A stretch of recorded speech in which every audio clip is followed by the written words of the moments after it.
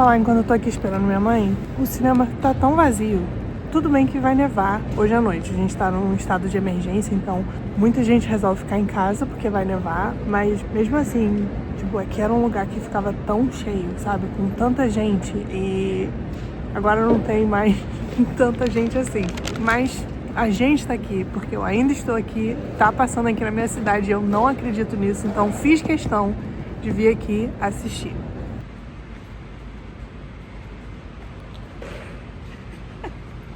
Mãe, você já viu um filme em português no cinema aqui em Danbury? Nunca. Primeira vez que isso tá acontecendo? Primeira vez. Momento histórico aqui pra gente. Momento histórico mesmo. Mas e do meio de uma tempestade de neve também que tá pra vir, a gente tá aqui no cinema. Garradinha. As louca. Mas vamos ver como é que vai ser. Daqui a pouco vocês vão ver o depois do Ainda Estou Aqui.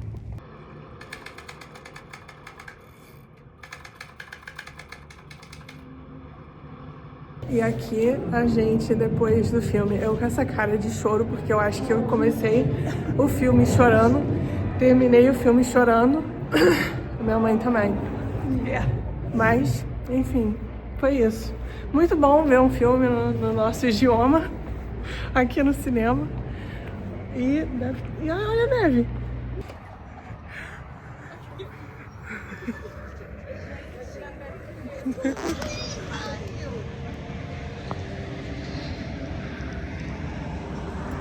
Aí a merda. Olha o fogo no rabo de sair pra ver filme. Agora volta debaixo da neve. Tá porra.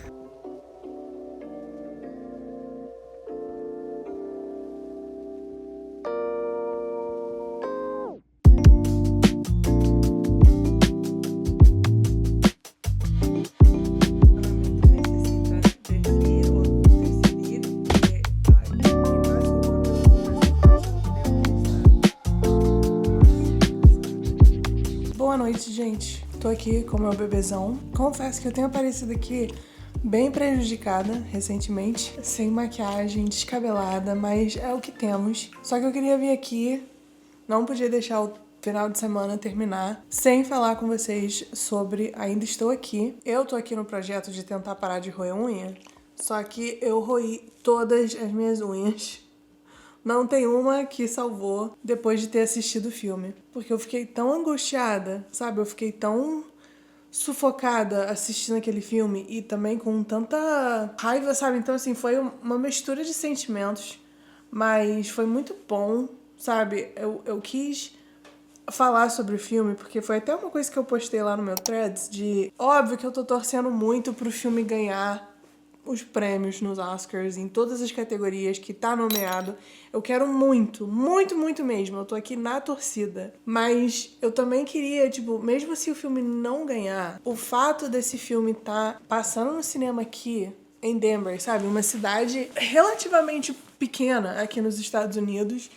E o filme tá numa sala aqui. Tá tendo uma sessão desse filme aqui. Uma não, várias durante o dia, sabe? Na nossa sessão, realmente estava bem vazio. Só que, como eu falei, tava em estado de emergência, porque ia ter uma tempestade de neve à noite. E o filme acabou quando a tempestade ia começar a ficar ruim. Então, a maioria das pessoas, óbvio que optam por ficar em casa, é a coisa mais segura. Você sai das ruas por causa da neve, por causa do gelo e também para dar espaço para a prefeitura fazer o trabalho que precisa para tirar a neve da rua.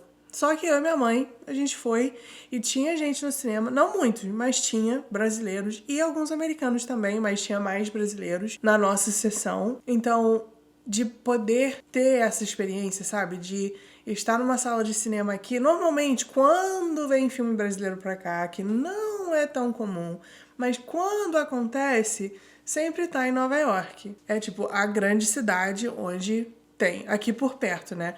É Nova York. E antes, esse filme só estava em Nova York, em LA e em Miami. Só que depois da nomeação para melhor filme, nos Oscars começou a passar em mais cinemas.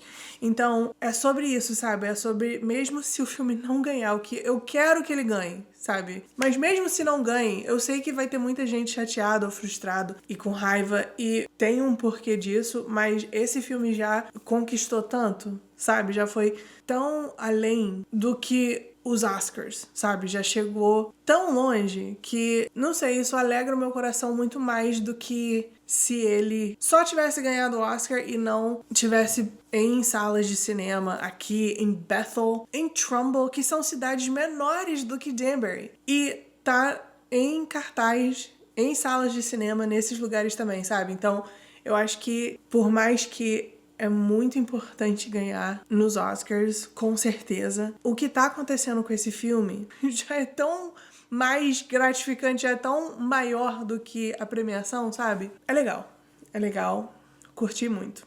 E tá vindo numa época muito importante com tudo que tem acontecido aqui. Agora, indo pra falar sobre outro assunto ainda na política, ou sobre política, só que dessa vez daqui dos Estados Unidos, tá tenso. Eu não tenho falado muito sobre, né, aqui ainda, mas a galera tá bem assustada aqui com essas deportações que o Trump vem fazendo, com a presença mais forte ou presente da imigração da ICE em lugares. A galera tá com medo, não estão indo pros comércios brasileiros, pra igreja, estão com medo de mandar os filhos pra escola, até pra loja. As pessoas estão com medo de estar na rua. E tem gente que fica falando, ai, não é pra tanto.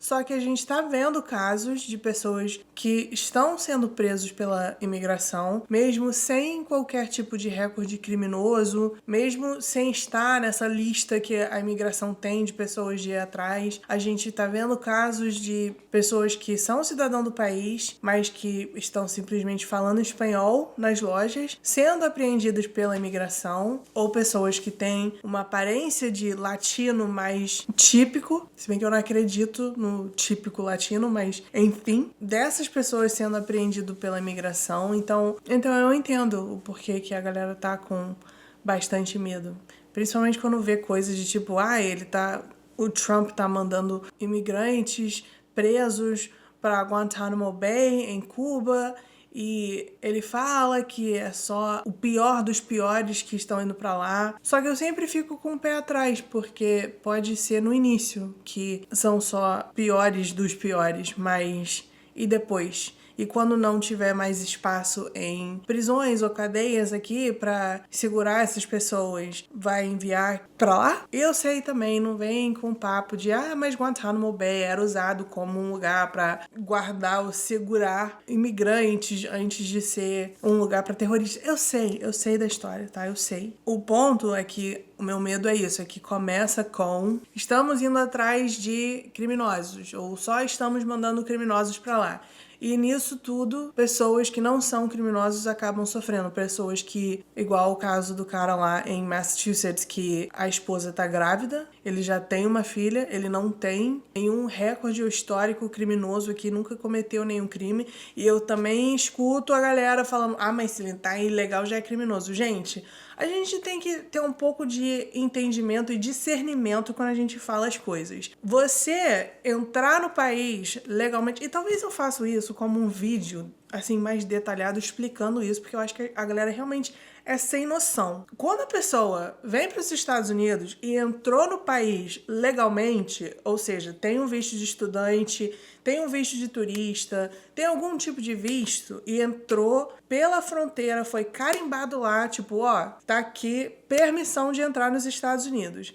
E essa pessoa ficou além do tempo determinado no visto, ou essa pessoa deixou aquele visto de estudante ou whatever que for expirar, mas ainda está aqui em uma condição fora de status, essa pessoa não é um criminoso. Essa pessoa não entrou aqui ilegalmente. Essa pessoa está cometendo uma infração. Da mesma forma que quem paga o imposto atrasado é errado, é uma infração, mas não é um crime. Não, você não vai ser taxado como um criminoso por causa disso. Se você recebe uma multa no trânsito, é uma infração. Você não é um criminoso, você tem uma multa no trânsito. Você pagou a multa, ok, beleza. Por isso que é importante as palavras que a gente usa, sabe? É por isso que eles querem voltar aos termos antigos de illegal aliens. E até nisso, em chamar as pessoas de aliens, tem poder nisso. E principalmente quem entrou aqui legalmente com visto de turista. Eu não tô aqui pra falar que um é melhor do que o outro. Tento fugir desse assunto.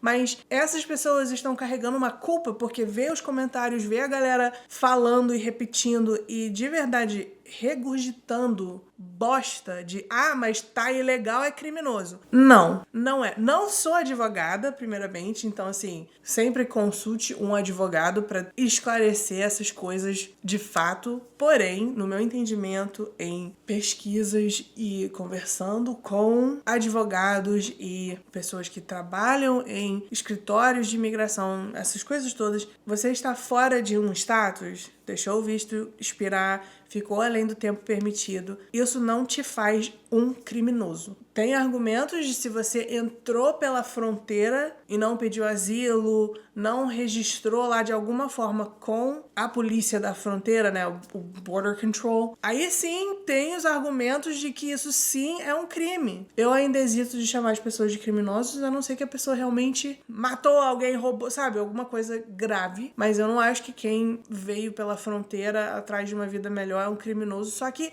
estou aberta a ouvir essas discussões porque realmente na lei tem como você argumentar isso. Só que quem entrou, que foi no caso desse cara, com visto de turista e ficou além do tempo, não é. E se a gente for começar a considerar essas pessoas criminosas, todo mundo que recebe uma multa de trânsito, que paga um imposto atrasado, que atravessa a rua em lugares que não tá aquela sinalização, aquela marca na rua que é onde você é permitido atravessar. E de verdade, você pode até ganhar multa por isso, porque é uma infração, mas a gente tem que considerar todo mundo, todas essas pessoas criminosos também. Eu acho que a gente, como sociedade, não faz isso. A gente entende que há crimes que são contra a lei e graves, e há infrações de quebra de regras que não é algo tão grave que nem, sei lá, assassinar uma pessoa. É um montão de coisas assim. Não vou me alongar nisso porque isso é vlog, não é um vídeo de terça-feira mais tradicional aqui no canal. Mas